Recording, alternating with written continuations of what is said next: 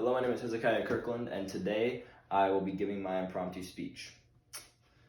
What would you do if you were just handed the reins to a brand new country? It had never been functioned before. It just recently gained independence from its mother country. How would you take leadership and how would you move forward in the driver's seat of this new country? And this is the situation that George Washington found himself in 1789, when in New York he was granted the full power of the office of president for the first time ever in the history of America.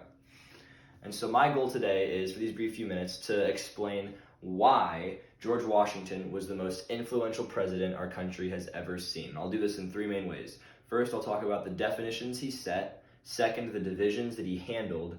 And thirdly, the destiny that he envisioned. So first, the definitions he set.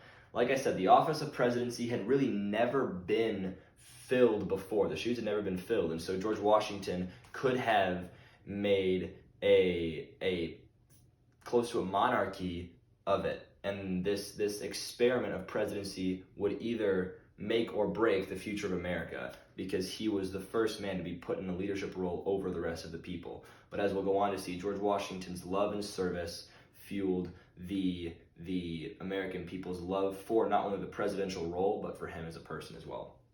Second, the divisions he handled. George Washington, after he was elected, was a phenomenal president. However, there were still factions that were in place due to the political and economical disagreements of states and colonies, even though they had already gained independence from Great Britain.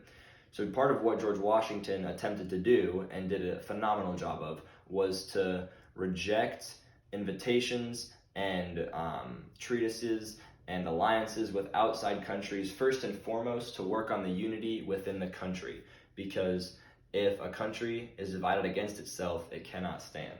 And this was what George Washington pursued first and foremost, and was what set the stage for the United States of America that we know today. And then third, the destiny that he envisioned. George Washington envisioned a country that was united under God, indivisible, with liberty and justice for all, regardless of race, economic status, or any other barrier that might come between men, because God created us all equal. And this was what George Washington believed, pursued, and taught into the hearts of every American. And this is what makes him the most influential president our country has ever seen.